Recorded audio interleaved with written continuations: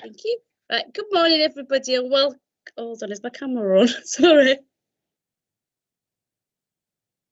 Right, there we go. Good morning, everybody, and welcome to our Economy and Skills Overview Scrutiny Committee. Item 1, which is notice of recording. The chair has advised that the meeting to note that the meeting will be webcast for live and subsequent broadcast via the Council's meeting YouTube site. And what members of the public or press may record or take photographs except where confidential items, exempt of items. At this point, can I also just welcome, we've got 2 new committee members joining. Darius, well done. Darius, Sandy, do you want to just put your camera on and say hello to us all so we can all see you and officially invite you to our meeting?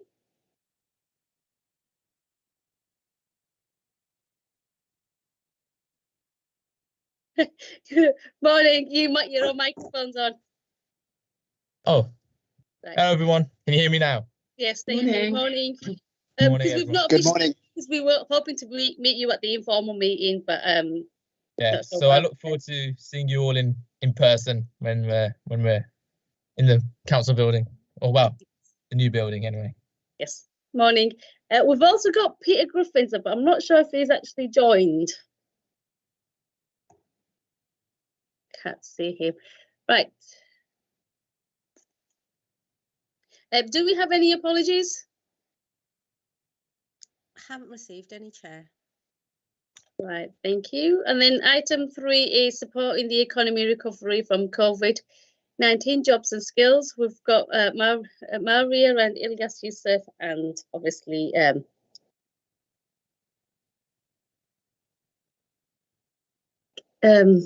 sorry, Jane Francis. Sorry, your name. I'm just looking at you, but I couldn't see your name. So I'm not sure who wants to start off. Thank you, Chair. I'll kick off if that's okay. Sorry, just bear with me. So Maria Dunn, Head of Development Policy. I've just got a presentation to run through with you this morning. Just bear with me, I'm just trying to share my screen.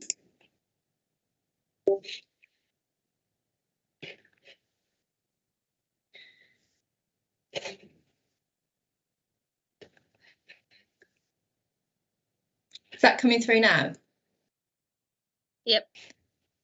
Okay, that's great, thank you. So in terms of the background and the baseline, just going to read some statistics around the economy. So obviously you'll all be aware of a significant economic impact. There was positive growth in business numbers pre-COVID. However, there were still persistent high numbers of unemployment and low levels of GDP per head of population. In 2019, Birmingham's economic output grew by 0.3% compared to 1.3% across the UK as a whole.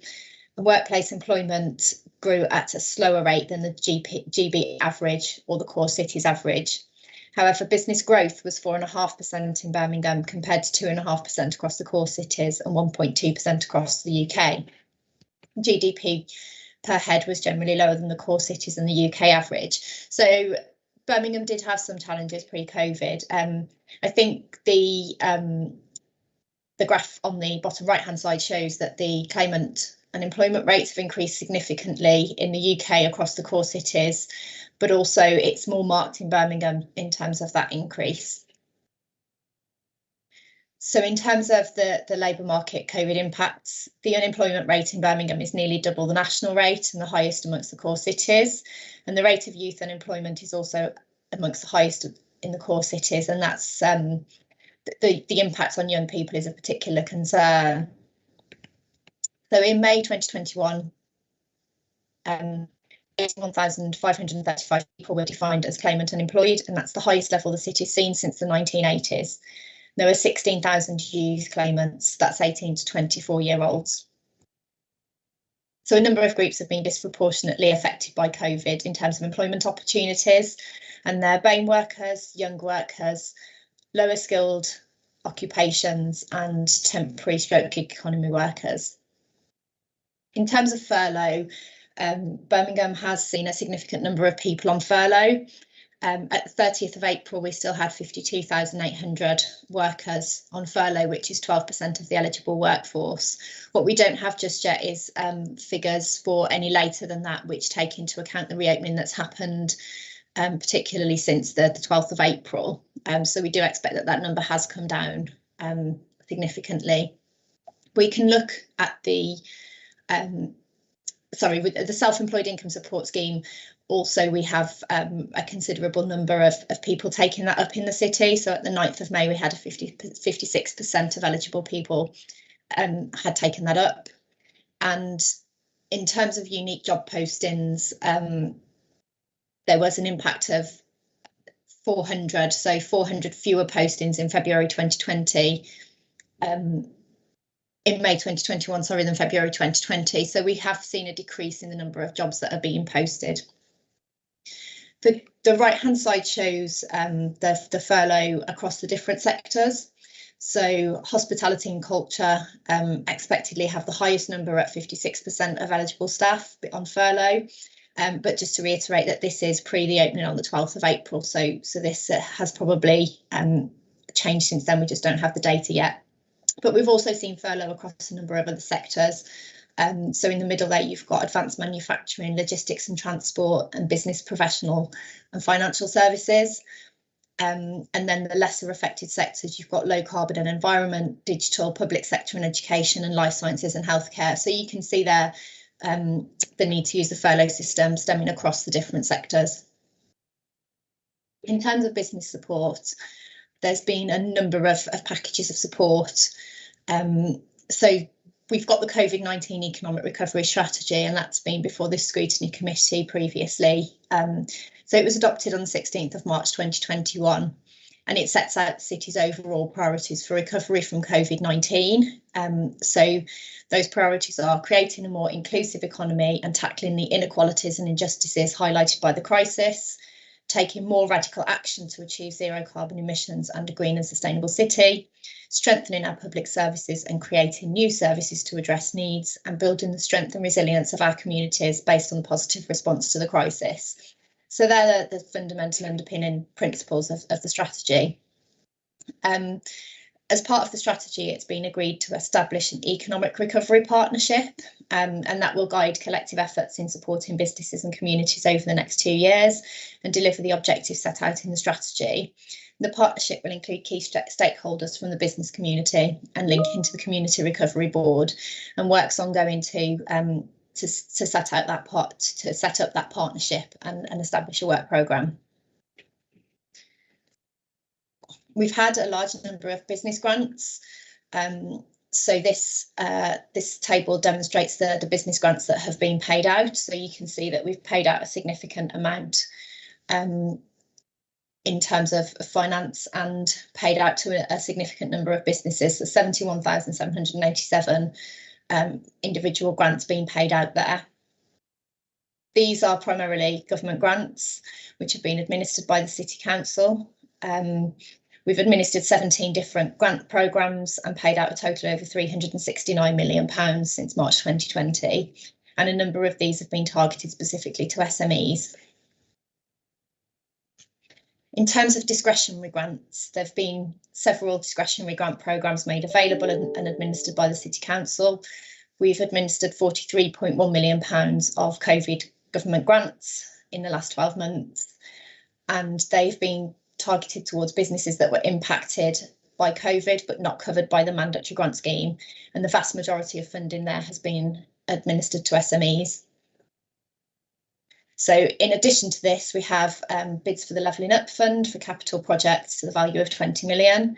In the first year, there's been a focus on transport and town centre and high street regeneration and cultural and heritage assets. For those of you who aren't aware, we can bid based around parliamentary constituencies, and there'll be one successful project per eligible bid over the lifetime of a fund. And the Community Renewal Fund is worth £220 million and covers skills, employment support, business support and community projects.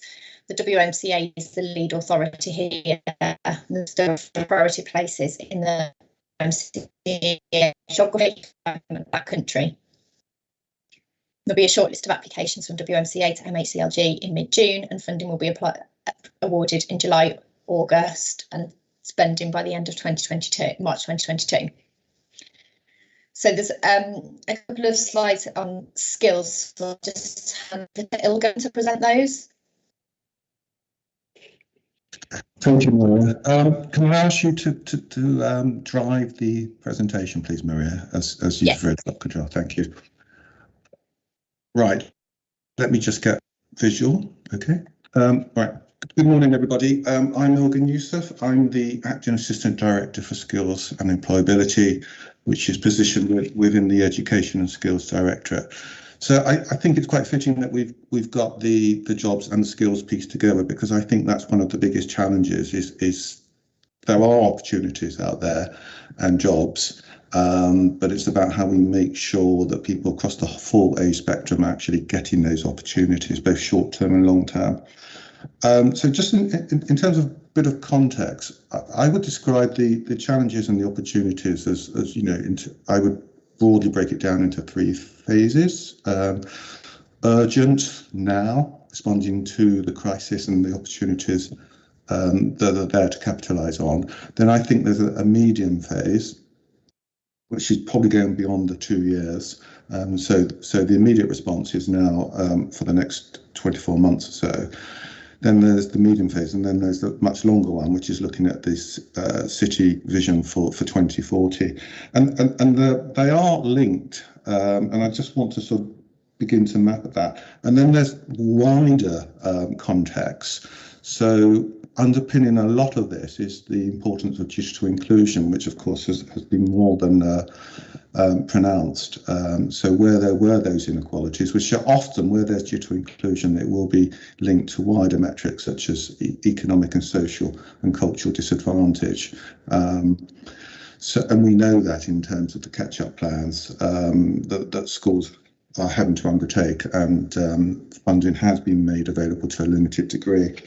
So I think what challenges were there before COVID have been exacerbated. And one of those is the kind of careers advice that people are getting in schools, and what does that mean for when they leave school at 16 into education or into work, or indeed fall into that neat category in terms of not being in employment, education or training, or not knowns.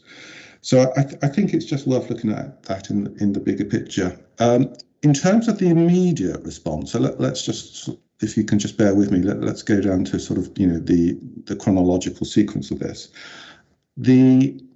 As Maria touched on, there is a recovery programme within the council, and specifically for this area around jobs and skills, we have a task force that's set out to work on that aspect of it in terms of creating that merger, if you like, between jobs and skills. And we've broken it down into two subgroups. One is for younger people, approximately up to the age of 16 to 25, and then the other one will be, as you might have gathered, for adults. I think it's worth stressing that one of the key pieces of work that we've already identified is actually there is lots of stuff that's already going on and taking place. So this is not a standing still position. This is not us waiting for a task force to come in and get on with it. So things that we already do as business as usual. We obviously have the Youth Employment Service here at the council.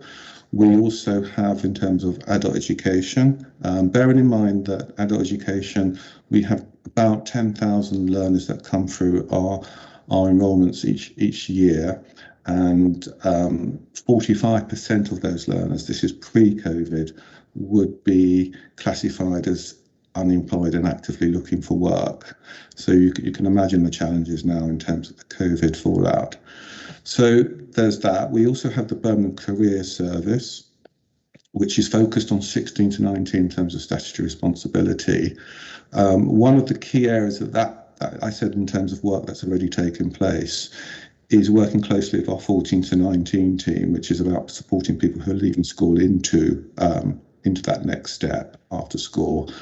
And one of the pieces of work that we're doing at the moment is the identifying pupils at risk of being in need in terms of not having an opportunity from post-16. So that work actually began in January. We did it virtually with schools, working directly with staff, but also directly with young people. And it's the figure that we've come up with at the moment. We're working with at least 800 people in terms of offers that we have been secured.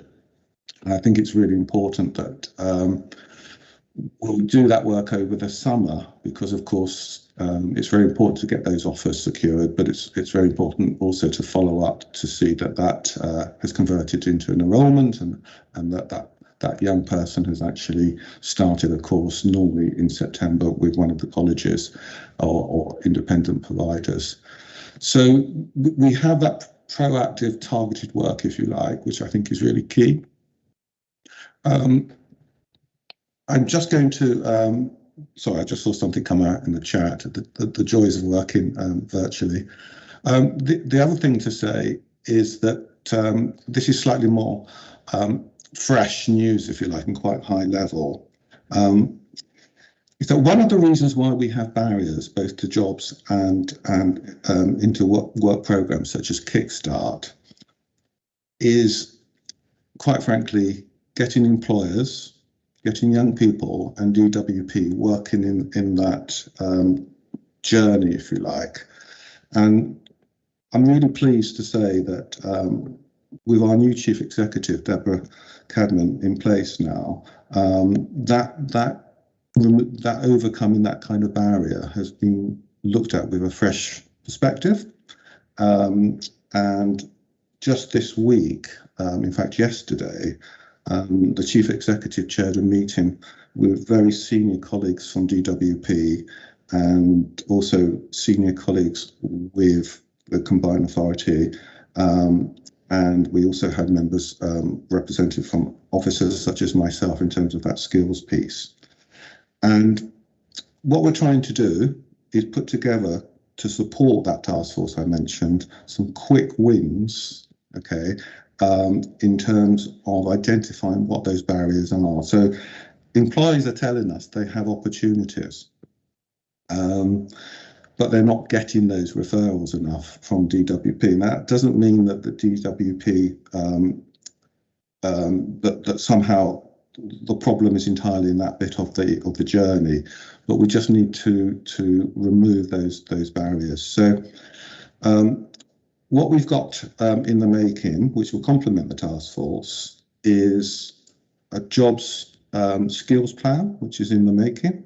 And the wonderful thing about that is that where there are pockets of innovation, such as in Peri-Bar, we've seen much higher referrals into jobs and work-based programs.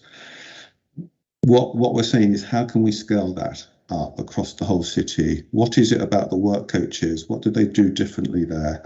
So it's about having that targeted approach, and I think that's going to make a huge difference. And as you can imagine, we had an event in May in terms of launching the task force, if you like, with several external providers, and there was a recognition that we needed to coordinate the various activities and opportunities that are out there. Hospitality, as the figures you may already be familiar, is that there are considerable vacancies in that sector, and that presents a quick win opportunity. So that's one of the areas of focus. Before I move on, I just want to just link us back to the medium and longer term. So and then I'll be happy to take any questions or comments. So the medium term is also looking at the kind of careers advice that young people are getting in schools, and the kind of skills that they're getting set up for the world of work. Now, what's really interesting is that a lot of where the growth areas are for good jobs, so good jobs which are sustainable, which are much better paid, and actually also where people can enjoy a greater quality of life and well-being, which is really important, isn't it, in terms of that role modelling. So there's a piece of work that's taken place from the autumn. We haven't yet signed it off as a date, but we're looking to do a review, working with schools and pre-16 providers about where there's really good practice around careers advice and the curriculum in terms of preparing people for work and enterprise, and also where there might be any gaps. And I think that's going to be quite key, because that's about looking at the shape of the curriculum. And I know employers are really keen to have a look at is the careers advice both post-16 and also pre-16, does it reflect the kind of skill sets and also the local labour market intelligence that's needed? So I think that's a big one. So you can see for Birmingham in terms of what's on the screen. So we as an employer, of course, have a role to play with Kickstart. So there was a paper that went before Cabinet earlier this calendar year, and part of that paper secured approval for us as a council to deliver directly 50 Kickstart opportunities. And we are just this last week, we've secured that 50. I think it would be a good point to review, can we do more as a very large employer? And that job skills plan that I referred to earlier, one of the very important objectives will be that what more can large employers, including colleges, HS2, and other big players in the region, what can we do to increase the number of Kickstart places? So one of them is, what more can the council do? Now, the council is committed to paying the real living wage, as you know. The grants for Kickstarts pay at the minimum wage. So one of the solutions that needs to be found is how we can bridge that funding differential. And I think it might be that we need to revisit what more we can do in terms of funding that. And I know the Chief Executive of the Council is keen to see what more can be done, and we're in conversation on that. We're also acting as a gateway, and that's the second bullet point, where the target is 150, and so far we've secured 41 jobs, which we're really very, very excited about. And again, it's what more can we do as a gateway? So that's us acting as a go-between, or a broker, if you like, between job seekers and recruiters. But those people won't necessarily be employed by the council. It's, as I say, it's more of a brokerage role. And we're again working closely with DWP on that. We're also working on a pilot of job centres to support young people to successfully apply for Kickstart. So one of the issues is that sometimes people don't turn up, young people don't turn up for an appointment, or which is obviously, we need to unpick why that happens, and there will be a variety of reasons. So we are, what we're doing, the Youth Employment Service is doing that pre-Kickstart programme, and we're not alone in doing this.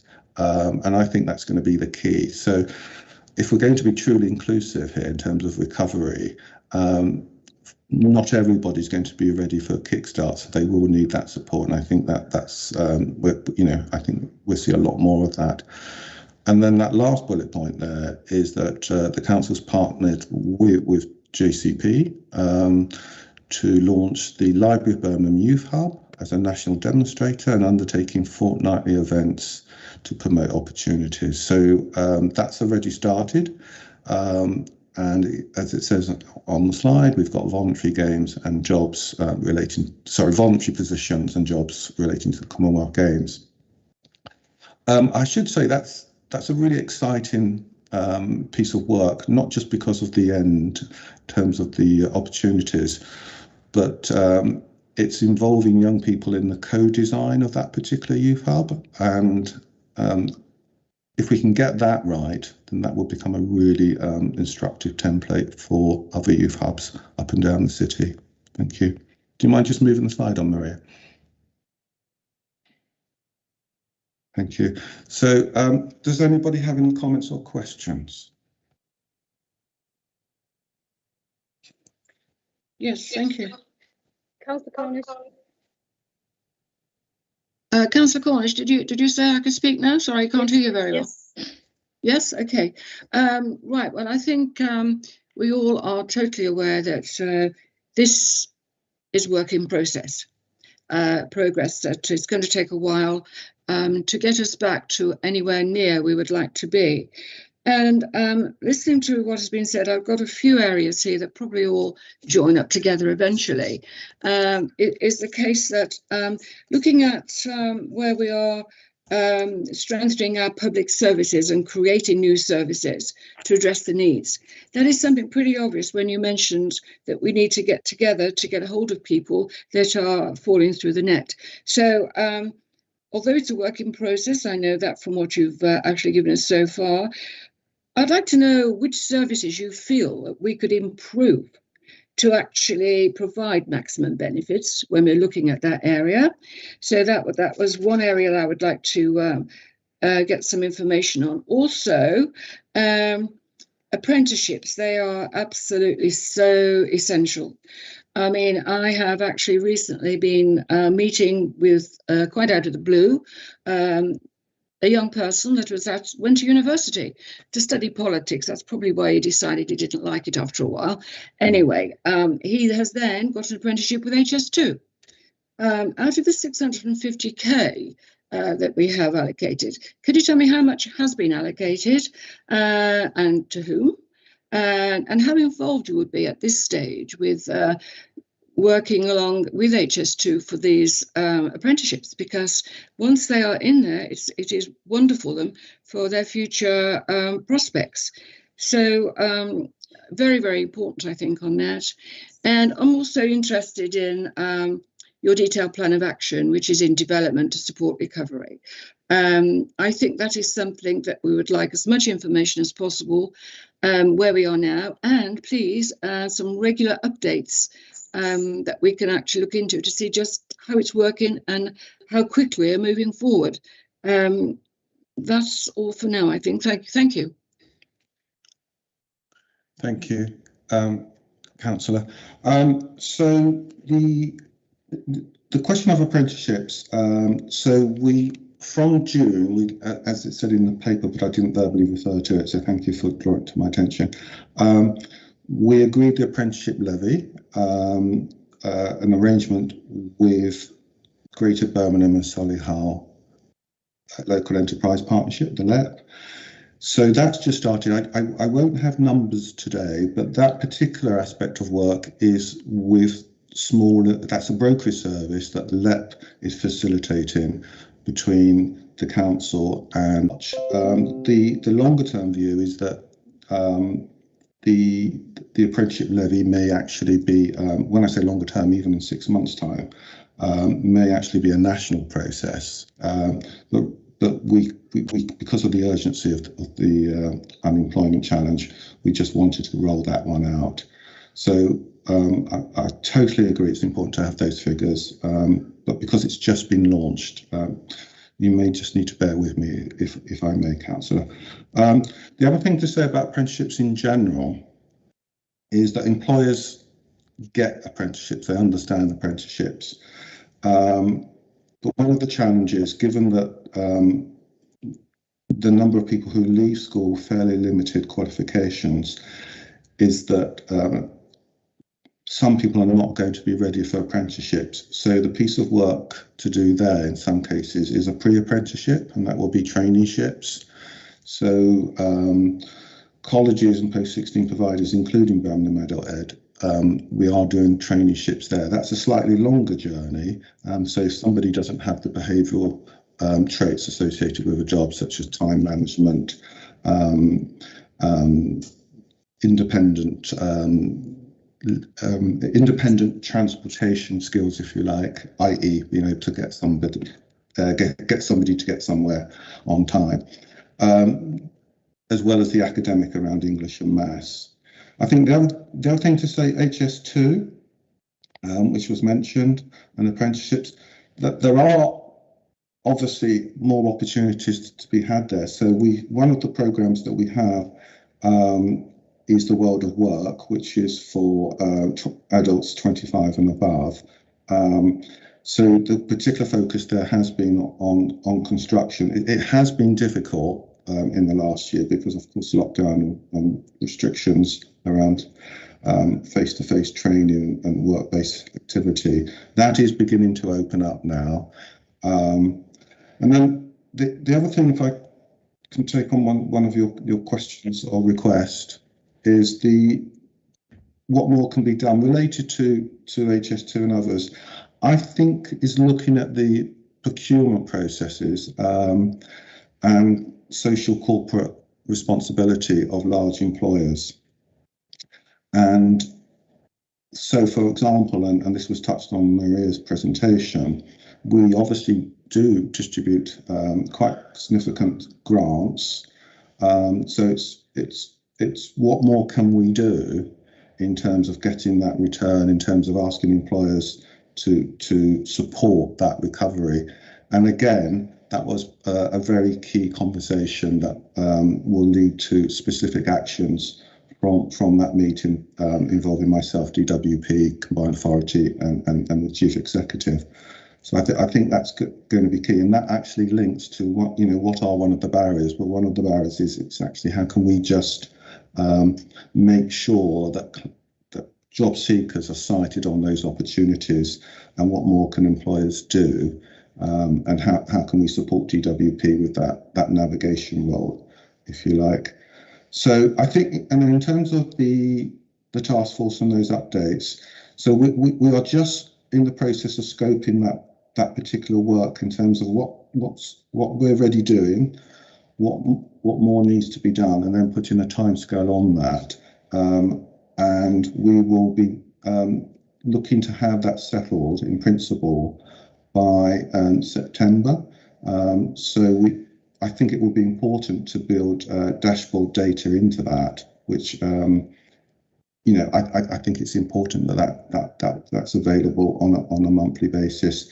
The Commonwealth Games, in relation to that aspect of things, has commissioned its employment recruitment programs to a number of providers, including the Combined Authority, and we have the Jobs and Skills Academy there.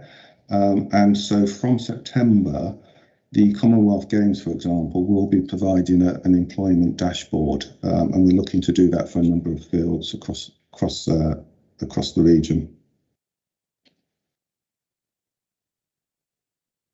Thank you. Thank you. I've got Councillor Jane Francis. Thanks, Chair. Thank you, Ilgen. I've just got a real quick one, Ilgen. Yes.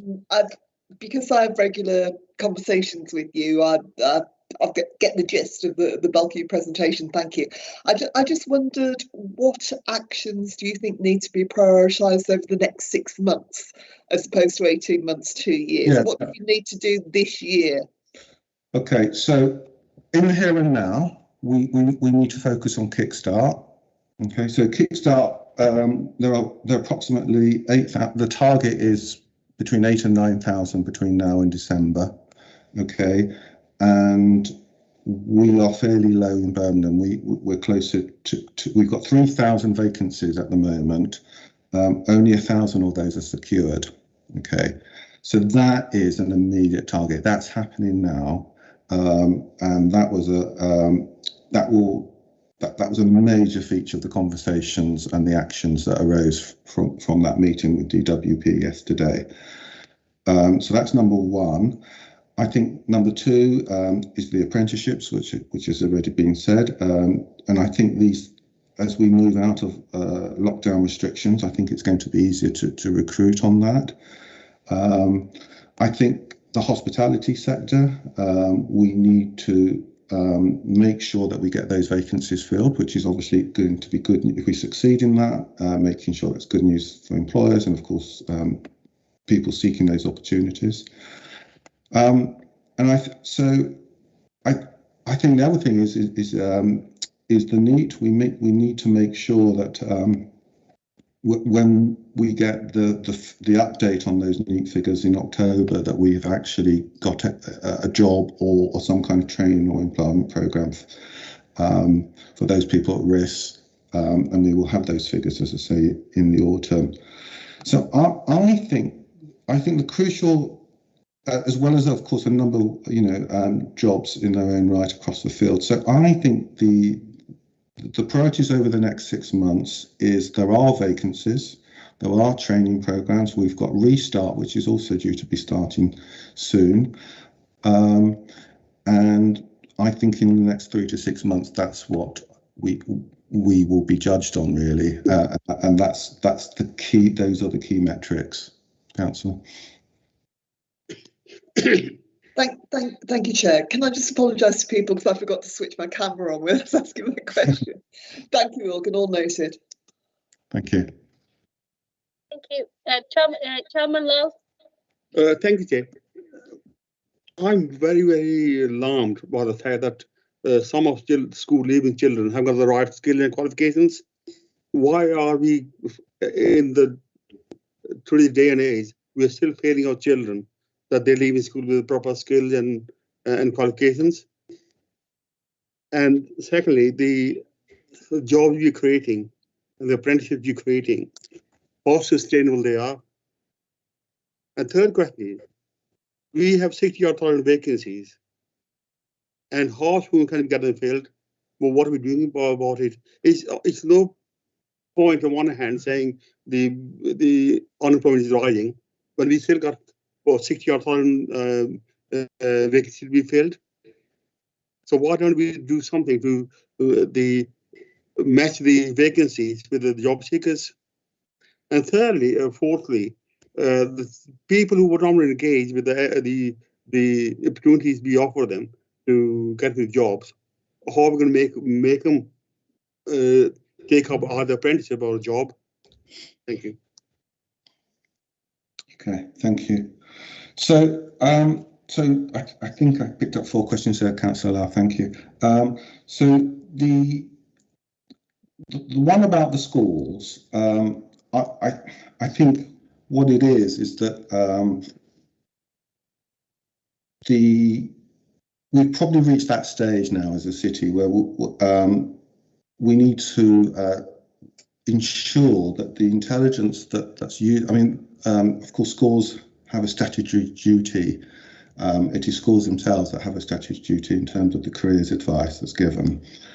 And I think what we need to do, as I said earlier, is just to understand what exactly is going on in schools and capture that, where it's working and where there's areas for development. And I actually think that there will be lots of good practice, so we need to cascade that and share that. But the report on breaking barriers, which is due to be published next week, and because that's the launch next week, there's only so much I can say at this stage of proceedings.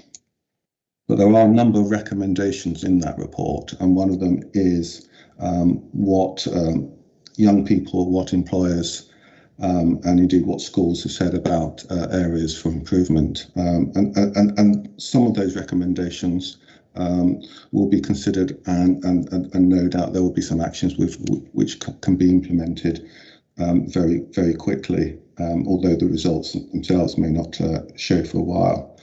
I think question about apprenticeships. So we have a lot of apprenticeships. There's a national issue with apprenticeships in terms of who's actually taken up the apprenticeships. The apprenticeships were first, it came in 2017, and it was seen as as I think most people will recognise, as a very important alternative to a traditional quote degree academic unquote approach to higher skills gathering. The take-up rate hasn't always been recruited by people it's been aimed for. It's perhaps higher management positions rather than creating opportunities for people in terms of getting on that ladder. And I think what I would want to sort of stress is that the opportunities in Birmingham are probably greater than they have ever been around apprenticeships. So it's going to be in those growth areas. It's it's your hospital. It's as well as those higher level courses around e-commerce, finance, professional qualifications. You still have those large core areas, hospitality, retail. I still think there is an area for apprenticeships there, but it is. I think Maria's work around, or the update that Maria gave around construction, that is the #1 target, I would have thought, in the here and now, and we're pushing hard on that.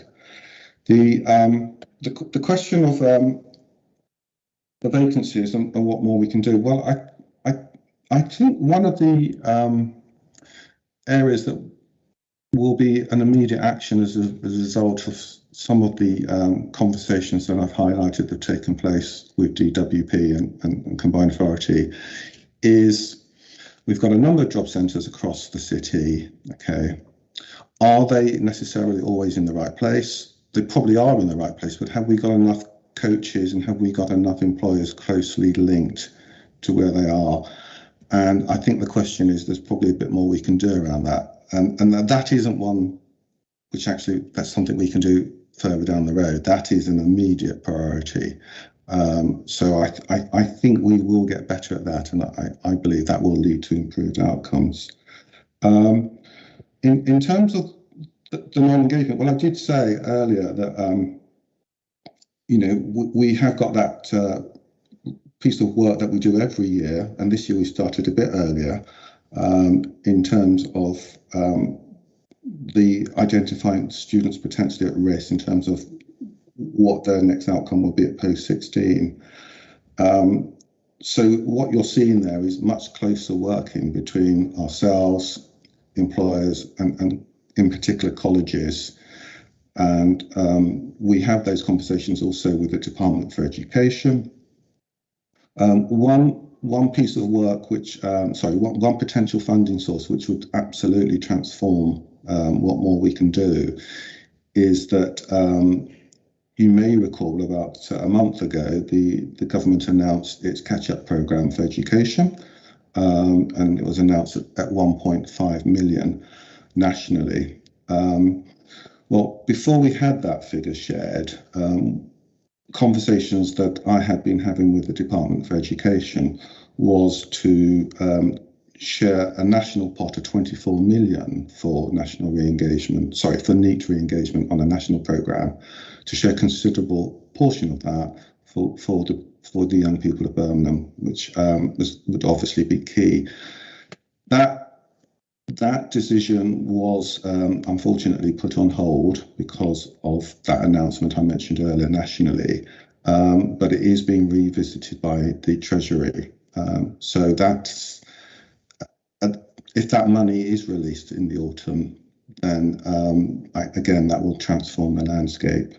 So I don't know if I answered all of your questions, Councillor Val, but please come back to me if you need more of a steer.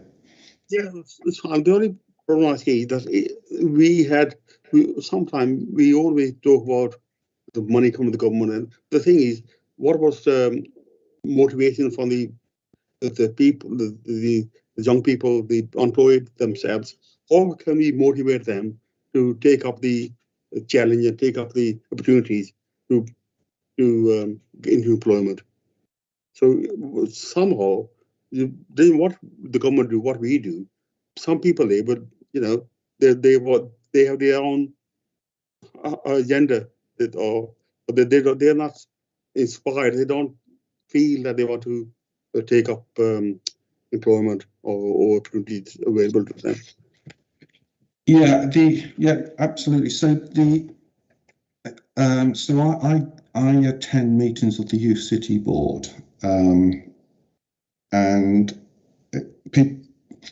some of the feedback I get from representatives on that is that the COVID has really impacted on people's mental well-being. So this is much bigger than the curriculum, if you like. It's the word I hear a lot is young people need time to heal, and I don't think it's about lack of motivation. I just think it's those same people who say they need time to heal are also saying that they would welcome more support. So I think some of the solutions that we've had in the past, pre-COVID, are simply not going to be the right ones.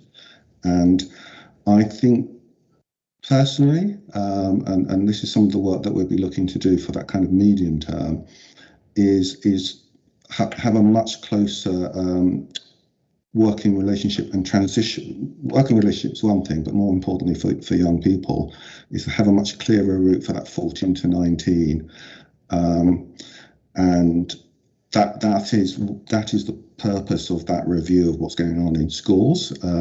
So if something needs to change, the idea is that we would work with schools to change it, and if there's that recognition to change it, I can see that happening quite quickly.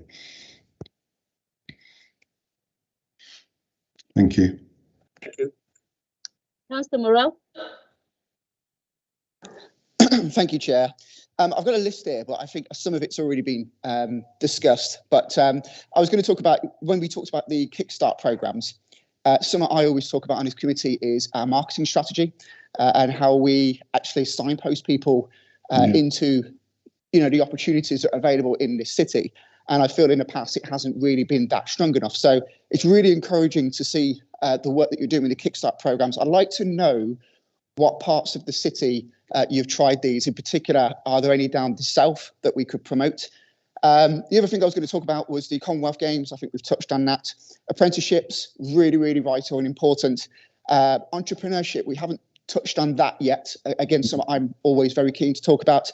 What are we doing to, what sort of programs have we got to encourage young people into a path of entrepreneurship, if that's what they would like to do? And also, in particular, what are we doing when we're looking at particular demographics?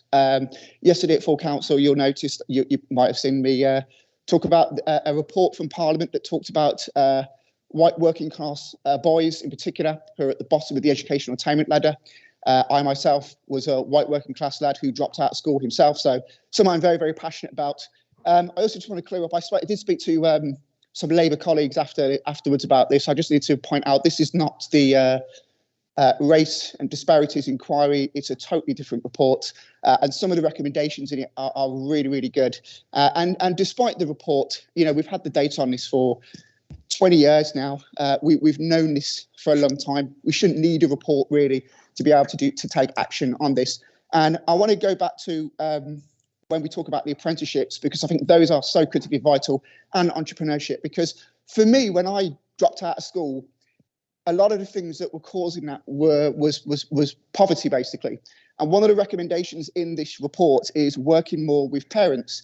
And when you're living at home as a working class lad and your parents aren't working, and you go out with your friends and they've got stuff and they're able to spend money on stuff, that's soul destroying. And for me, I'll never forget when I got my first paycheck. For me, that was like getting my GCSEs, blah, blah, blah. And when we talk about apprenticeships, you said something I thought was quite interesting. You said some people don't have the qualifications, so we have to do a pre-apprenticeship. Now, I can tell you right now, going back to when I was younger, if you had said that to me, I would have said, bye-bye, apprenticeship's not for me then, because I do not want to waste all that time doing an apprenticeship when I could maybe, I don't know, start a business or just earn money. So I think we need to start streamlining our approaches so we can get people trained up and into work as quickly as possible, because if we delay, young people are not going to want to sit around for years of their life if they're not earning money. And I think if we can get people into employment, we can get them earning money, give people some dignity. That's how you give people purpose in their life. And that's a way we can go to encourage young people to, stand on their own 2 feet and contribute to society. Thank you, Chair. That was quite a long rant, but sorry. Thank you, Chair. Thank you, Councillor Moray. You raised some really interesting points and questions. So I might just work backwards on that. So working that spirit backwards, the last point there. So there is the one about traineeships. Traineeships has not been taken up in any great numbers.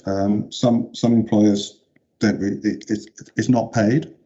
Although in the last year, after the July 2020 announcement, there was a bonus attached to it to incentivise both employers and young people to take it up.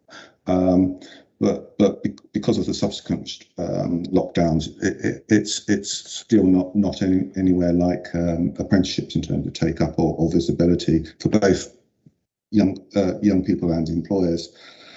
I agree about traineeships. It's a longer road. It's anything from six weeks to usually 3 months. There are lots of other programs out there which are much shorter.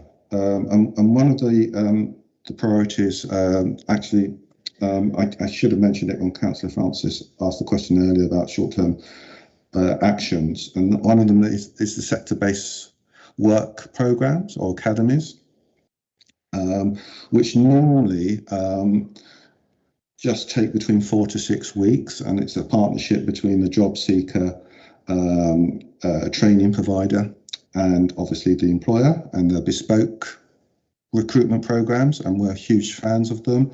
And it's funded from the adult education budget, and it's something that's increasing. I think we will see increase, and I think it's particularly key to areas where there vacancies such as hospitality and retail, and they are designed by the employer, and the job seeker gets to spend at least 2 weeks with the employer, and at the end of it there's normally an interview for a vacancy. So it's training, it's a chance for employers to embed those values, not just a narrow skill set, and recruit some really strong leadership. I mean, I'm a huge fan of it. I've led on various programs on it. The other thing to say, the one about enterprise, yes. So I'm saying yes because I actually feel that there is more that we can do and we will be doing on that. So the work streams for the task force haven't yet been finalised. But I definitely think we need one around enterprise and self-employment and self-income. And I think that we probably need to look at it in quite in a really quite an inspirational way. So I think we may need to look at how we can create a youth. I said earlier about youth hubs. It's not just about young people, of course, but across the whole age spectrum. We may also need to create space, physical space, and suitable learning and work-based environments for that. But the other thing in terms of the longer-term view, there's no doubt about it. I think linking that to what goes on in schools, some people say that careers advice should start at the first year in primary school. And that should include things such as enterprise. Now, obviously, I'm not going to be in a position to sort of declare policy on that, but we are looking at, what can we do to foster that enterprise culture that's already there. You also mentioned the question of the apprenticeships more broadly. I think the thing to say there is, and perhaps if I can just relate that to the parliamentary report. So if it's the same report that I understand you to be saying, is the education that people are leaving in schools is obviously, in one sense, I'm not the best person to talk about schools, but I'm aware of how schooling can obviously impact on the jobs market and the careers market. So I think as I say, in my introduction that we would look at medium and longer term, and I think that will be unpicked when we do carry out those reviews. But I know there are some independent providers who have quite an alternative view about careers advice and preparing people for the world of work in the 21st century, if you like. And those are already taking place, and I won't mention them because it's not fair to mention them in the public domain, but there's a particular provider that's already doing some work in this field, and it's about how can we expand that area of work. So again, I don't think it's a lack of good stories. I think it's more about how we can scale it up. So I don't know, you asked me several questions there, or points, Councillor Morat. Did I cover them all, or am I? I'll come back very briefly if that's okay, Chair. Yes. So the Kickstart programmes, I wanted to know the location of it, but just to come back on a few of the points there, I love the idea of a youth entrepreneurship hub, and in particular talking about entrepreneurship in primary schools. I've often said, if you look at school textbooks, they always talk about the nurse, the fireman, the police officer. Where's the entrepreneur? Where's the Steve Jobs and the Bill Gates and the Mark Zuckerbergs? Inspire young people to want to be their own boss, and especially young people who are coming from positions of poverty, because when you don't have any resources, legally, when you're a straw man, you're actually in a very strong position. And a lot of people, myself, who, when I was brought up poor, you learn how to be thrifty, and thrift is a very good skill to have in business, because you know how to make your resources go further, as opposed to a large corporate which has loads of overheads and loads of staff to employ, blah blah blah blah. So the other thing was, I think you touched on the report. I'm really happy that you've read the report, but the Kickstart programs in particular, I'd like to know where they're based, where you're focusing your efforts in the city, and if there's any focused around the south of Birmingham in particular, frankly. Yes, so I don't have available right now exactly where those Kickstart vacancies are available geographically, but I can identify that information and share it for you. I think that what the heat map around unemployment shows us is that there are parts of Birmingham that perhaps are more touched than other parts. So traditionally, if you like. So I think in terms of what we're going to do with that piece of work around the DWP and combined authority that I refer to more than once is, in one sense, what you've just asked Councillor Morel. We just need to absolutely pick up where those vacancies are, okay? And because the BC, we as a council, we're not responsible for Kickstart. It's in one sense, it's a DWP program. It's a job centre. They deliver it, and what the conversations have now been is actually DWP can't do it all by themselves, and also with the best will in the world, by working more closely, it might be that we can actually make Kickstart more of a success for both employers and job seekers. So I suppose what I'm saying is that what we're going to do is identify where those vacancies are, and it will be a whole city approach as well. So we need to work with employers right across the board, and then if we find that for example in the south actually DWP capacity doesn't match what's needed for Kickstart, then the idea is that we would then work with DWP to have more work coaches and more presence and more employer engagement in that area. So it's a little bit in outline shape, because you just have to bear with me. These are conversations which are only really gathering ground in the last last 2 weeks, if you like, because it requires a national change from DWP. Okay, even Birmingham DWP can't do this. So we've now built in national decision makers, which I think is going to transform the piece. So I think on that one is definitely it's the way to go, as you're proposing. And I think, you know, if we come back in the autumn, if I'm invited, we would be able to be in a much stronger position to give some explicit data on that. That's brilliant. Thank you very much. Thank you for that. It was that was great. Thank you. Councillor Khan. Morning, everyone. I just wanted to clarify the issue that in terms of where we have young people who the council is aware of, whether they have disabilities, mild mental health problems, or even though learning difficulties. These young people, are they prioritized in any way in terms of considering what their needs are and allocating them into various apprentices or skills that can be matched to certain types of jobs? Issue is ordinarily some of these young people may find it difficulties in the job market to be employable or to have the relevant skills.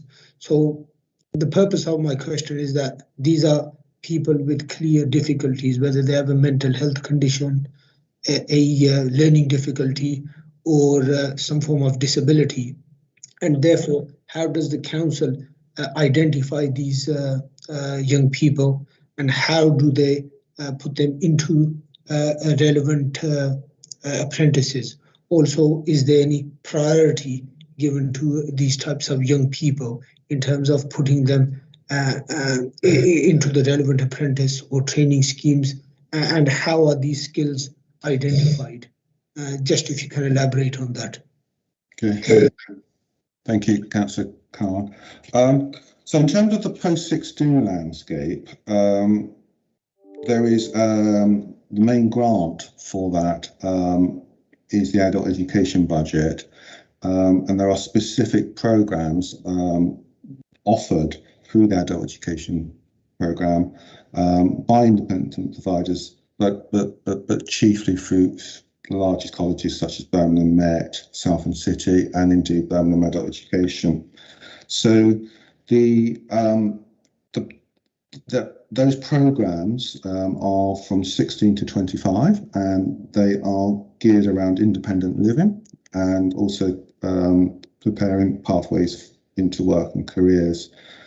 As you've also alluded to, they cater for apprenticeships,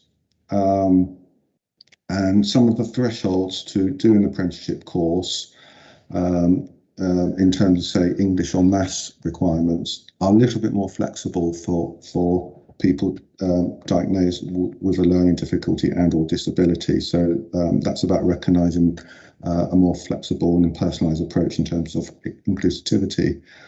So I think we've got some really good services across the city for in terms of those dedicated programmes. We've also got within Birmingham Adult Education, in terms of plus 25, we've got again our own bespoke service, one again for independent living and one for the world of work, and with that is also careers advice and information advice and guidance, because it's not just about getting people onto programs, it's actually making sure that people can make informed decisions both on a professional and personal level. Just stepping back a little bit in terms of that process in terms of identifying people. So we obviously work with our colleagues across the council and across the directorate, and within the Education and Skills Directorate, we of course we do have the inclusion program and team, and within that my 14 to 19 partnership team works with colleagues who have identified an education programme for somebody who may have a disability or learning difficulty or combination. And then we would work with them in the same way that we would work with anyone, really. We would identify a particular programme that would suit that person so that they have a progression route into post-16 training or apprenticeship. One of the areas that we are looking to, because we have to really, is increase the capacity of providers that can deliver the specific training and support that's needed for people who fall into the same category, if you like. So that's, if you like, we've got a number of providers, and I think we are looking to increase that capacity, and we're working with the West Midlands Combined Authority about how we can do that, because it's the West Midlands Combined Authority that has the purse strings after the age of 19. But we're also having that conversation with the Department of Education, and referring back to that re-engagement fund that I mentioned earlier. We would be, if we do get that money in the autumn, we would be looking to ring-fence that money for people who fall into the same category. So that's probably the general picture there in answer to your question, Councillor Khan. I don't know if you want to comment on that further. No, that's fine. Thank you very much. Thank you. Councillor Francis? Thank you. Thank you very much, Chair. I've moved to my kitchen. We've heard so much this morning. It's painting quite a complex landscape, I think, because what we have are a range of initiatives and interventions, national, regional and local. I think what might be useful over the next few months to take forward and support the action plan over the next 12 or 18 months is some very clear mapping. I mean, this links into Councillor Morell's suggestion about, information, how we market and promote particular activities. So a mapping of what's what and where, I think, would be extremely useful, because we know there are some significant hotspots in the city. I just want to, if I may, pick up on Councillor Morell's suggestion about particular interventions for young people. I think, thank you for, again, sharing your personal experience, which is always good to hear and always valuable, I think. But what I think is important is that we have a range of options for young people. There is no one size fits all. So what might have worked for you, Councillor Morell, won't necessarily work for the next young man. I agree with that. I totally agree. So it's very much about choice, and I think we should make as much available choice as possible. I'm really, really pleased to see and hear about the work that's been done during recent months with partners, because we can't do, as a City Council, we can't do this on our own. So well done to Ilgan and the team for establishing very good working relationships with the DWP, better working relationships with the Combined Authority. That's good. And finally, if I just flag it next week, and it's sort of confidential at the moment, but there will be a press and public launch of a major piece of work that we've just completed. It will be launched next Wednesday, I think it is, looking at young people and their experience of COVID and how we might break down some of the barriers. And some of those barriers certainly include access to information and guidance and to learning and employment and business opportunities. So watch that space and we'll share it with you all. And the good news is I can now stay with you until 11:30 because my next meeting has been delayed slightly. So I'm still listening. Thank you. Chair, may I just respond to one of the requests that Councillor Francis made? Yeah, sure. Thank you. So I think that mapping exercise, and obviously using that as a basis for a skills plan, is totally needed. So that work has already begun. In fact, I've got draft forms for it, and but until we complete that, I would be sort of hesitant to share it at a meeting such as this, because I think the idea is this is the mapping and this is what we're going to do with it, and these are the outcomes that we're pursuing. So that work has already begun. Ilgun, sorry, when do you anticipate it being completed? Roughly. Yeah,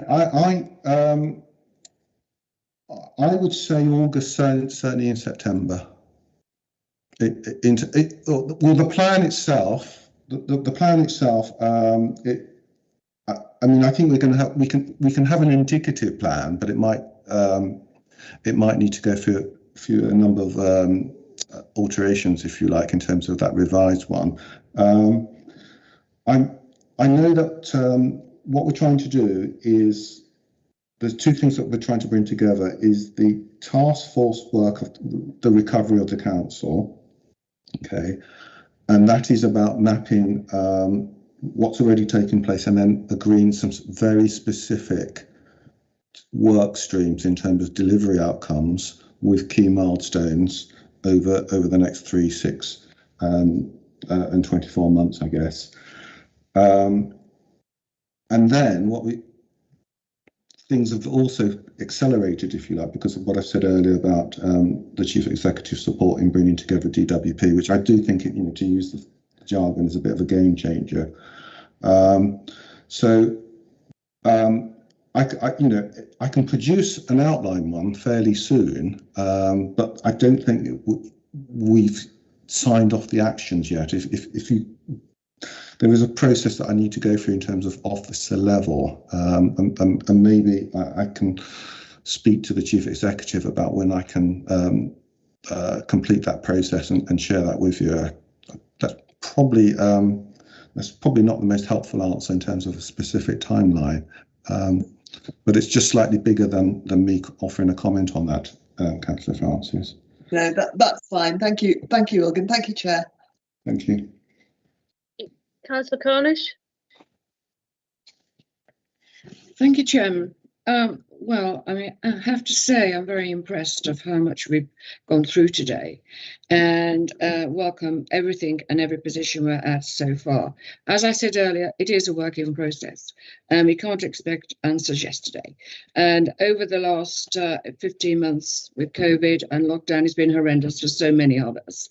However, there's an awful lot of issues that we're covering as fast and quickly as we can, but an awful lot of them were there before COVID appeared with its ugly head for all of us. And I would have to say, having listened to Councillor Francis recently, I would totally agree. We have to have as many choices as possible. None of us are the same. We all have different areas to look at. And listening to Councillor Morell, also I'd agree. I mean, I won't go into my background, but there were some points that are very similar.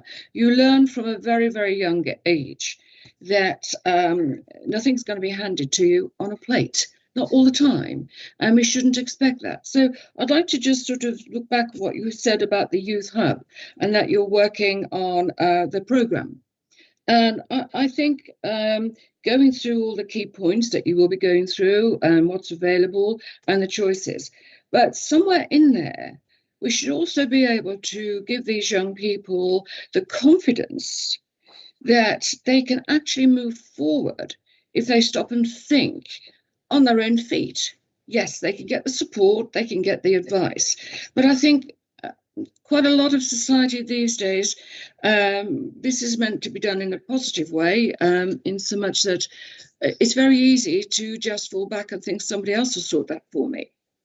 And I do think when we come to youth, that's something that we need to actually work alongside of the way it can be done constructively, properly, and give them confidence that, look, this is where we are, this is where you are, this is where we can help and support you. However, this is what we expect from you. I hope that's coming over in the way it's meant to, but I do think there's a part there that we haven't even, well, perhaps we're not expected to think about that side in life anymore, but we shouldn't always expect something to be done for us full stop. We have got to have in young people the confidence and ability to be able to think how can they help themselves as well. Okay, thank you. Thank you. Would it be appropriate for me to comment on that, Chair? Yes, please. Thank you.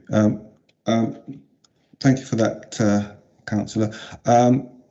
So it's really interesting that some of the comments you made there in terms of I think how valued they are, in the sense that employers, and linking that to those higher level jobs, you know, level 3 and above, employers increasingly say what they're looking for, as well as the technical skills, are those skills which might be described as transferable or soft skills, but no less important for it.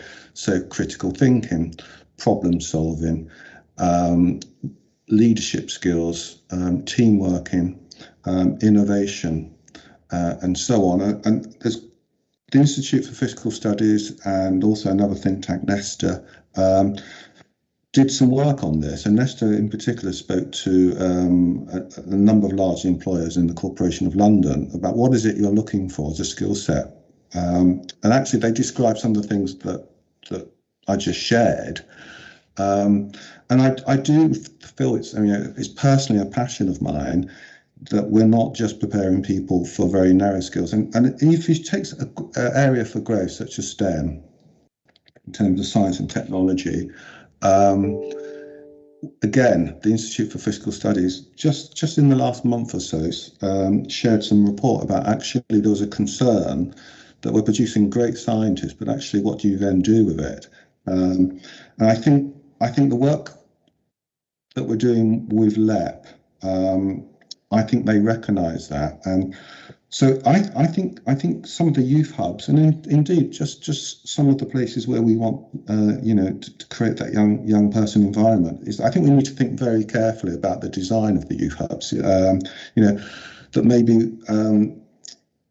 that it's open 24/7. So putting aside various procedures of a practical level, so that young people can actually when I did some work at a university, some research about 3 years ago, we asked young people who were wanting enterprise, but also wanting just to work at their own base at their own time.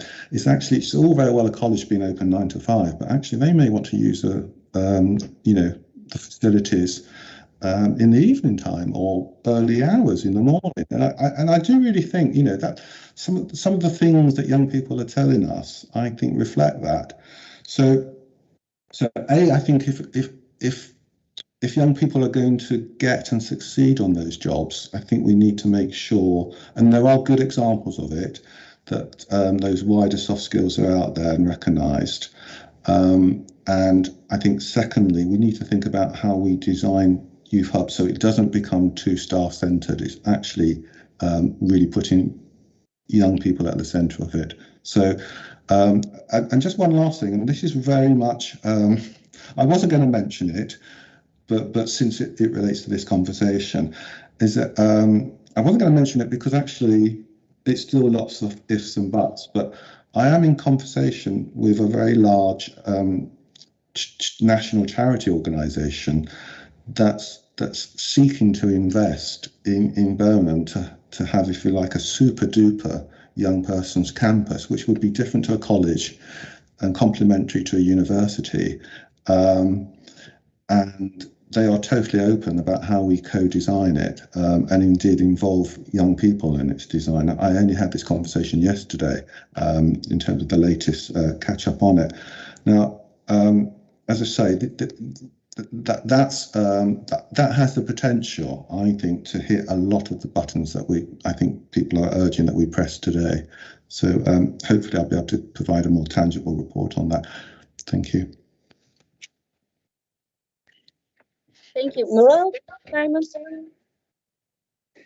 Thank you, Chair. Yeah, I just want to come back on some of the comments that were made, in particular from Councillor Cornish about hard work and self-confidence. I think that's totally and utterly right. The issue we have there, though, is young people need to have some kind of purpose. So the two subjects I'm quite well read upon is economics and psychology. mental health campaigner. Obviously, I sit on here talking about the economy all the time. If you put the two together, you get behavioural economics, hence why I work in marketing.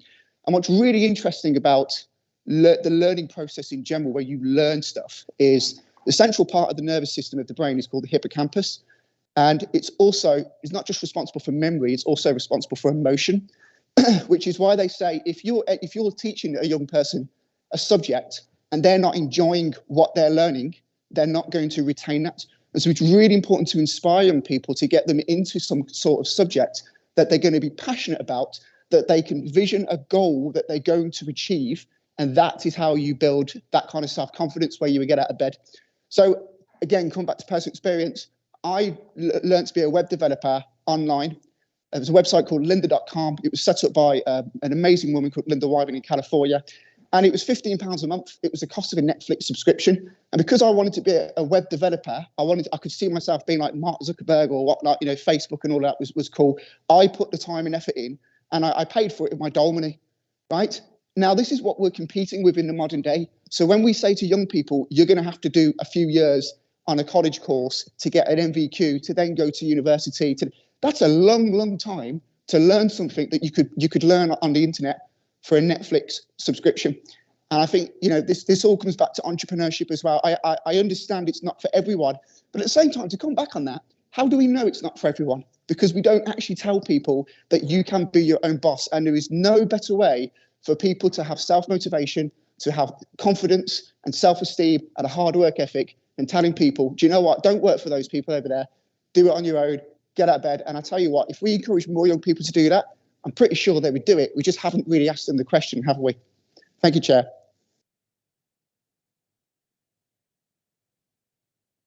Yusuf, do you want to respond to his comment? I do. Sorry. As you were saying that, I was just looking at the power of my laptop, and I just realised I was going to renew to plug it in, but I'll do that in a moment.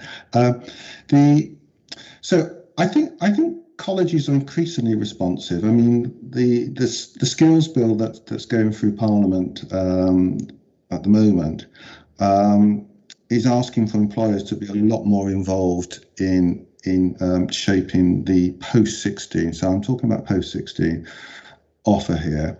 And for example, chambers of commerce nationally, but also within the local region here, are being given the opportunity to trailblaze where they have some financial capacity and some staffing capacity to shape a bit more around what the post-16 provision might look like. It's fairly small scale, but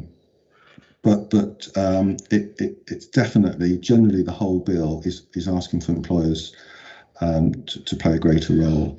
And I think the other thing is that in the adult education budget field, since last year, since the first lockdown, the combined authority has said to colleges, we want to make sure that you've got 10% of your provision is put aside each year. You may have a plan that you start off the year, but we want you to be flexible so that you can respond to economic recovery as and when an employer needs support. So in other words, not every course is a long player.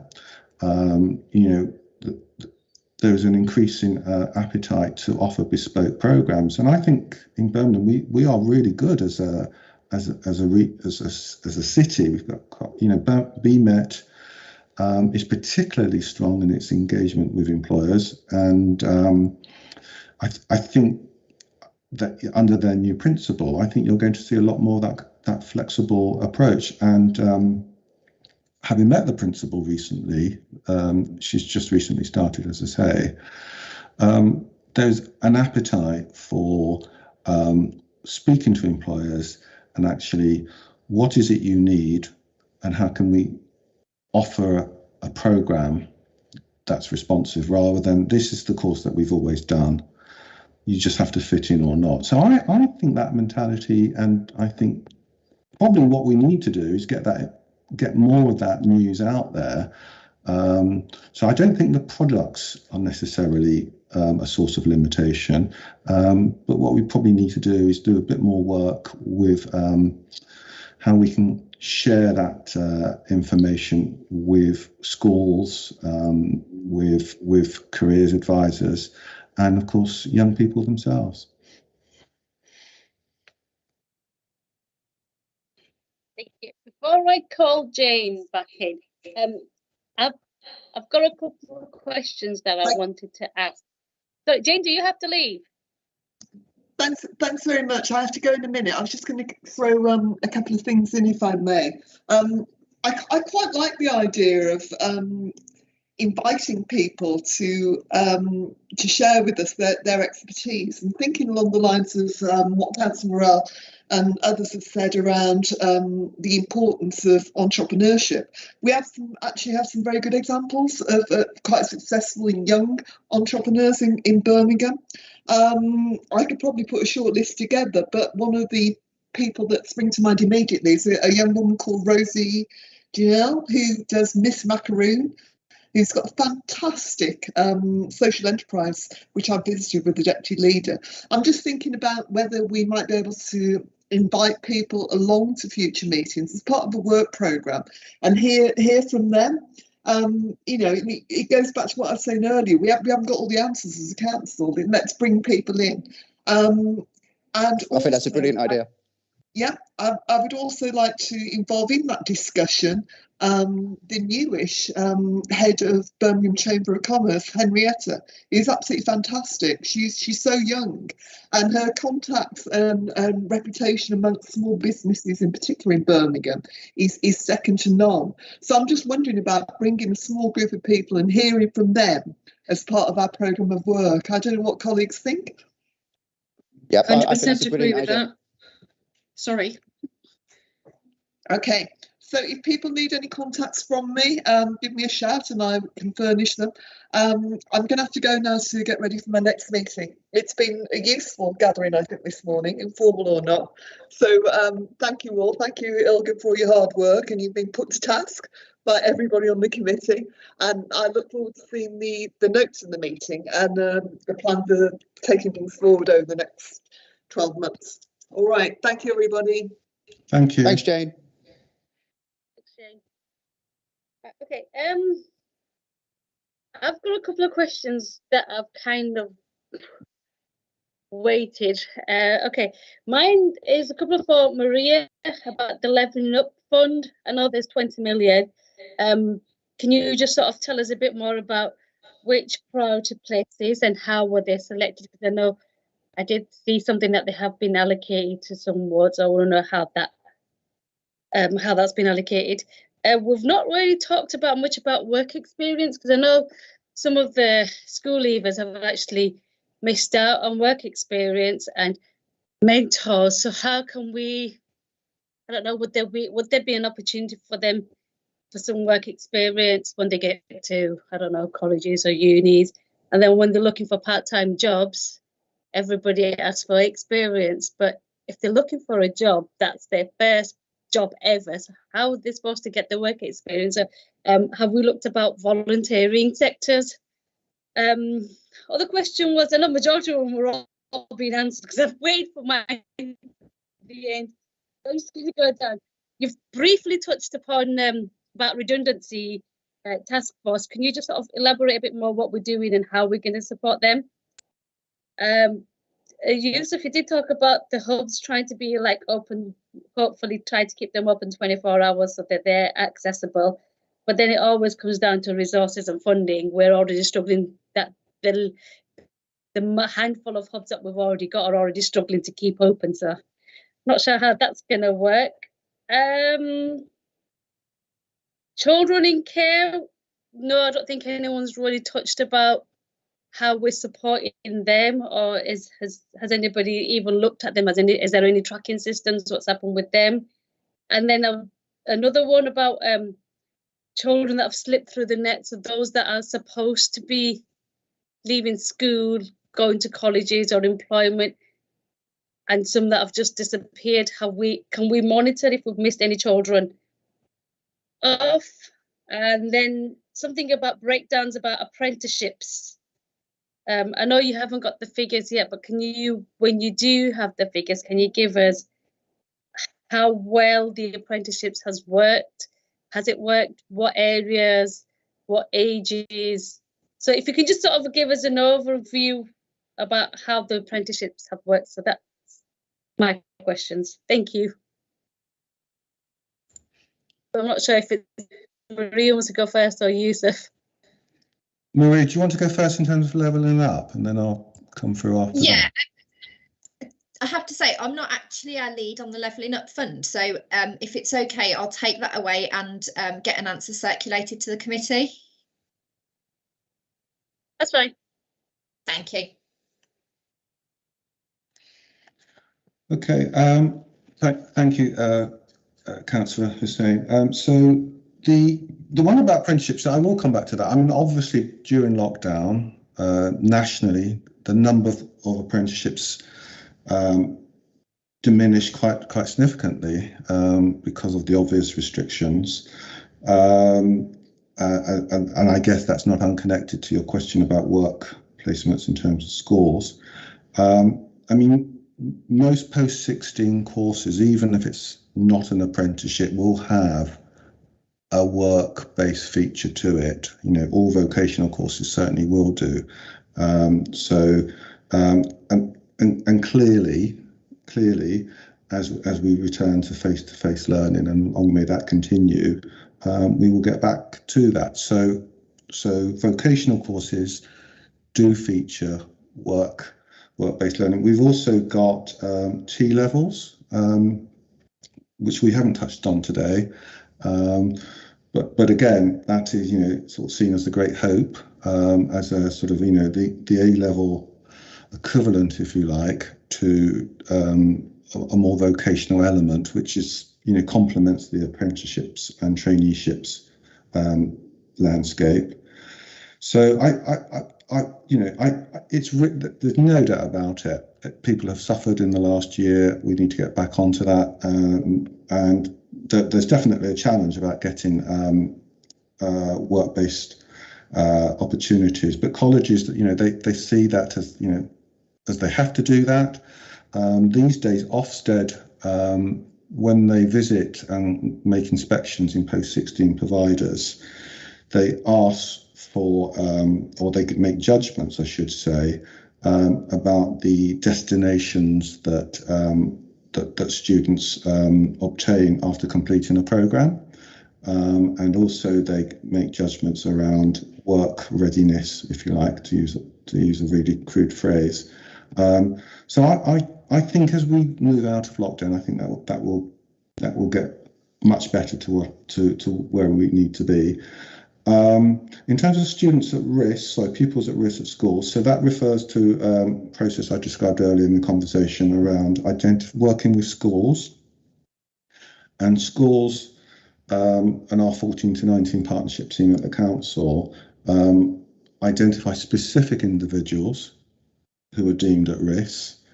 And we make sure that those individuals get the support and the careers advice to make that informed decision, if you like. So maybe when I talk about support, it's also about making sure that, you know, they don't lose out on that information, so that they can make an open and informed decision.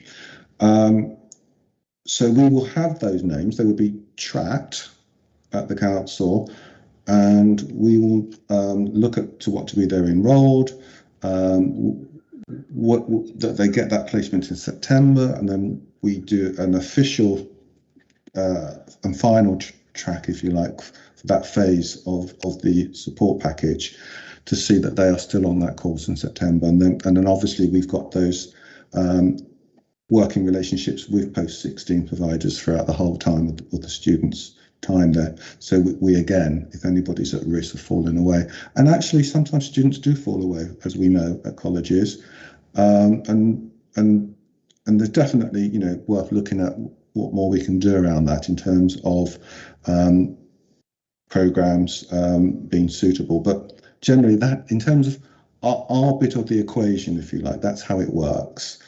In terms of children in care, so we obviously have a very close working relationship with the Children's Trust. And Councillor Francis referred earlier to the launch of this report next week, and because it's, if you like, not to be shared until then, is how I can probably best describe it. But I do know that, because I was involved in the process, that there was a specific theme of the survey and specific conversations with young people and organisations that support young people, including schools, around people who have experience of care or have been in care. So that's explicit, and the Children's Trust itself has, I can't remember the job title precisely off the top of my head, but it's a senior role around transition manager, and so that there's basically a plan for each young person as they go through the different chronological stages, and we are tapped into that. And when I say we, I mean that 14 to 19 partnership team, about how we can support that, and that includes links with our youth employment service. So there is that work taking place. I was, as you were talking, I have to, Councillor Hussain, I'm just aware that I'm running out of power, and for some reason I seem to be suffering a power failure in my home, which is probably sounds a little bit less than helpful. But I did miss your earlier points in terms of being able to answer all of your questions. The last question was on redundancy support. What you've got, what support is there? Because you've mentioned something about redundancy. So the redundancy support is that I mentioned earlier that the colleges have 10% of their adult education budget put aside for emergency economic response, and that includes redundancy support as well. So how it works is that, depending on the sector and the particular individuals involved who are at risk in terms of redundancy, and obviously the location, we would then work with the combined. It's a good partnership, actually. We would work with the combined authority and identify the best provider or group of providers to support a redundancy programme. So that's been in place since the academic year 1920.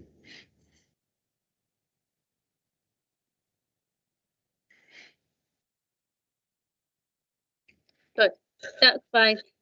Does anybody have any more questions? Don't see any more hands up. Right, thank you, Yusuf and Maria, for your presentation. We will be inviting you back, or if not, you can just send us a report of an update on what's been happening. But we will be in touch. Thank you very much, and I'll be very pleased to do that. Thank you, everybody. Thank you. Thank you. Right, work programme. Find it. Hold on, what is it? Technology, yeah. Right, okay, well, the next one we've got is, where are we? The July, September meeting. So we've got East Birmingham Inclusive Growth in that one. Mm-hmm. And we've got, well, we're also having an update on Brexit. And we've got the October one, the economy, what you wanted, Simon, on it. Yeah, can I just interject there? The date of that is on the 7th of October, and that is the date of Tory Party conference. It clashes with conference. So when I'm going to conference, I'm not sure about Councillor Cornish, but I won't be able to attend that if it's on that day. So is it possible if we move that back a week? I thought that October meeting was on the 6th October. 6th or 7th, is it? I think it's the Wednesday clashes with the conference season. That's if we have conference. I assume we will be. So we should be going back to normality. Right, Basima, can we look about changing that possible date? Yeah, I'll have a look at if we can shift it a week to a week later, if that's okay with members, and I'll see if there's any other clashes.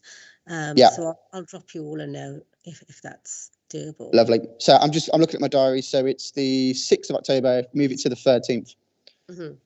Brilliant. Thank you. You okay with the 13th? I'm going to check it out, Councillor Sane.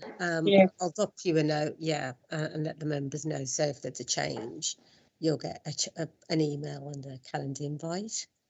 Lovely. And then we've got the November one, which is, or what we can also do is if we want to invite these lot back, Yusuf and Maria back to the November one, because it kind of goes with the youth employment when we were just talking about it earlier on. Mm-hmm. If we can just get an update from them, because it did say, and even an update on the Kickstart programme. Yeah, that's fine. Well. Chair, we have already got Councillor Francis and Ilgan penciled in for November, so that would make sense to bring him back to provide that update he referenced today at that point. Yep, that's fine. And we've got the November one, which is the impact on clean air zone, and then we've got a couple of empty months. Has anybody got anything that they want to add in, or shall we just leave it and add it on as we go along? I'm happy to. There are a few other things I'd like to discuss, but I'd like to give other members an opportunity if they think of something over the few months that they might want to add on.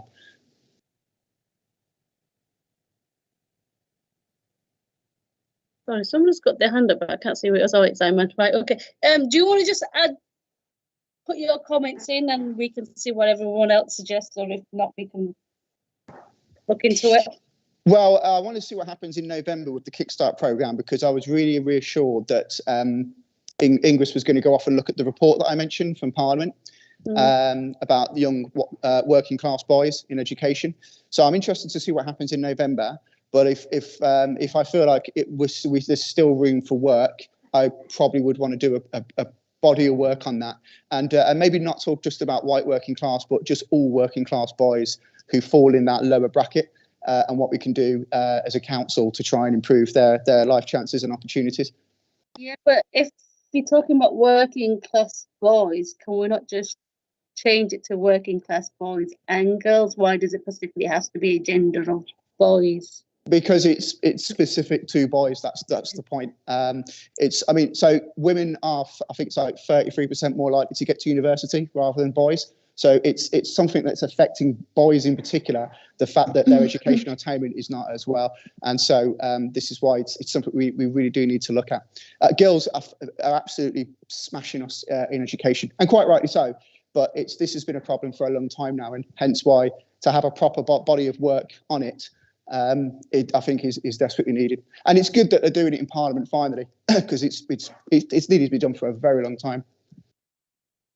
Thank you. Cornish, Councillor Cornish. Yes, thank you, Chairman. Well, we have here something set up for September, something for October, and we've already stated that we have Councillor Francis and Ugan back in November anyway. So I really don't see why we should be arguing the toss at the moment for what's going to happen then. If we're going to have that through, we know where we are at the moment. We know that it involves Kickstart, and Kickstart should cover the whole concept of it. Not any one issue for anyone. It should cover the concept. And then we can then move on to December, which we didn't get round to do that. So can you clarify, have we decided that November is actually going to have Councillor Francis and Ugan there, and they will have at that point some information on Kickstart, and I would like it to cover the whole concept of it. Can you clarify that, please? They are, hold on. Sorry. But yes, they should be giving us an update on Kickstart and everything that he's just said today. So they should be coming. Is that right, Basima and Kerry? It is, yes. And if there are specific things that perhaps have arisen from today, then we can ask them in more detail for what we want out of them in that session. Because we definitely want an update on how the Kickstart program's gone out and how's that panning out. So we definitely want to come back on that really. Yeah, definitely. I'm happy with that. I mean, that's what I said originally. You know, let's see what they come back with in November. And if I feel like there's room for more work, then I'm satisfied anyway, because he knew about the report, and that for me was a step in the right direction. So let's see what happens in November. I can question him on it, and if I still feel there's room for improvement, then I will try and we can play it by ear. So and as the months progress as well, there'll be things popping up that we're going to want to talk about. So I think it's safe to leave a few spaces empty for the new year. Yeah, that's what I was thinking, because we don't really know how things are going to pan out. Basima? Yeah, just to come back and just to say to members that any of the obviously issues that were raised today that Organ said he'd come back and report on, we'll pick up in November with Councillor Francis and her officers. So we'll prepare them, obviously pick up the points that Councillor Morale and Councillor Cornish have made, ensure that they're covered and the officers know what to expect. That's fine. And then, hold on, where are we? I think we're on the last item. Urgent business. So consider, are there any urgent business?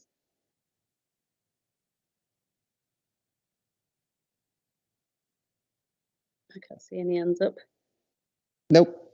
That's fine. Thank you everyone for attendance. And lovely. If there's anything urgent that pops up, or you want something discussing, or you want anything adding to the agenda or in the work programme that you want to discuss or even touch upon, let me know or let us know.